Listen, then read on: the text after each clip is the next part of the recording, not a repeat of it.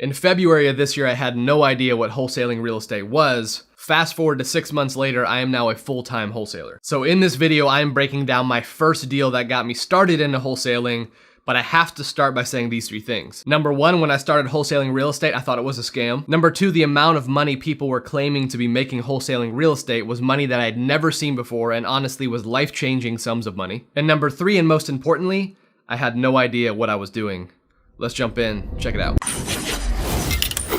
If this is your first time tuning in, what this channel is designed to be is essentially me documenting the real raw journey from knowing nothing about real estate to becoming a full-time real estate investor, and these videos are part of me showing you that process. So this is what you're tuning into. So I think the first place to start is, how did I find these deals? Well, I was driving around a neighborhood looking at a property that I was looking to invest in because I wanted to buy rental properties.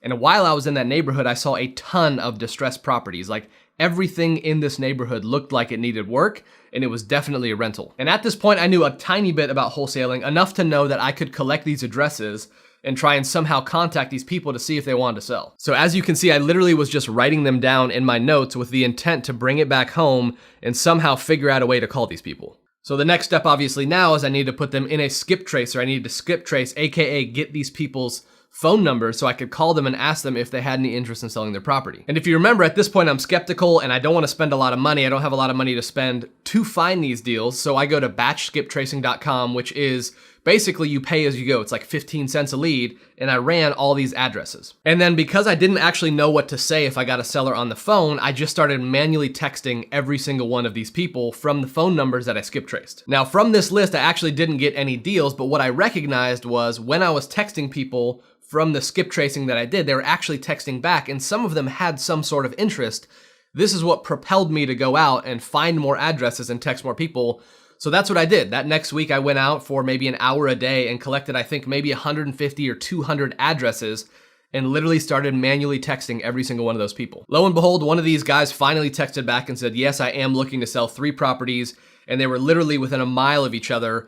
All of them needed work, all of them were rentals, so we started the conversation. So this guy texts me back and I have no idea what I'm doing. I don't know how to negotiate, I don't know what questions to ask, so I just start watching YouTube videos and I find out, go onto Zillow, find out what the value of the property is, and start offering about 50 or 60% of what Zillow is telling you the property is worth, and see what happens. So I got on the phone with him, I started asking him about, hey, new roof, new HVAC, any new renovations? He's telling me no, it's run down.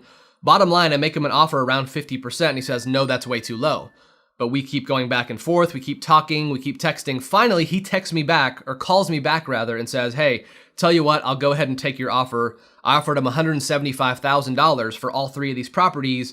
Altogether, they're worth about $300,000. So now we have an agreed upon price. I learned how to use dot-loop, I send him the contracts, and if I can tell you anything, that 24 hours that I was waiting for him to sign the documents were probably the most anxious hours of my life, because I knew if these deals closed at that point, I was set to make about $30,000 in all 3 of these, which again is a completely life-changing amount of money for me. So of course he did finally sign the contracts, and then that next day I went to a mentor in town here who sells investment properties, and we sold those properties literally the next day. Now at this point in my head I'm thinking, okay, there's only one more hurdle to get through, which is inspection, because when someone inspects a property, they're probably gonna come back and ask for reductions, things of that nature, whatever. I had enough margin in this deal that I thought, this is gonna close, no problem.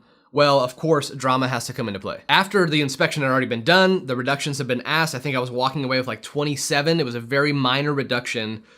The seller calls me and he says, hey, tell you what, I'm gonna hang on to him. I'm gonna cancel the deal. Now you can imagine what that moment felt like when I realized that $27,000 was slipping through my fingertips and I didn't think I could do anything about it.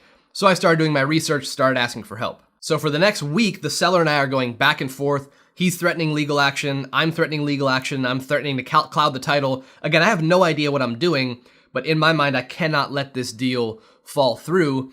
I think what ended up happening was he got a better offer, and he wanted to back out of my offer and take a better offer. So I feel like I learned that through our conversations, through being nice. I was never mean, I never tried to bully him. I tried to understand where he was coming from. And what that led to was me offering him just a little bit more money. We were at $175,000, offered him $184,000, and he agreed to that. So then we finally were making it to close. So real quick before we move on, during that week that we were going back and forth trying to make this deal work, in my head I'm thinking, of course this is gonna happen on my first deal, not knowing that having sold several different properties, which I'm going to break down in the future. This happens on almost every deal. Something happens on almost every deal that's going to be drama that you're going to have to work through. Thankfully, I didn't give up and it worked out, but just for anyone who's wanting to wholesale real estate and you're getting into this game, something will happen. Expect something to happen. Don't panic. Don't get incredibly anxious. Just have in your mind, you are going to figure out a way to make this deal close. So we finally make it to close. I show up to the title company. I pick up this check for $19,000.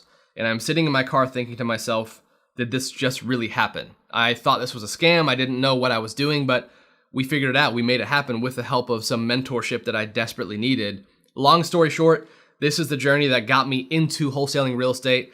At this point today, we are about 35 deals in, closing 6 more this upcoming Thursday. I'm going to break down every single deal so that you guys can see the journey and the process to get to this point. Come along for the journey. Hit like, subscribe if you want. If not, all good. We'll catch you on the next one.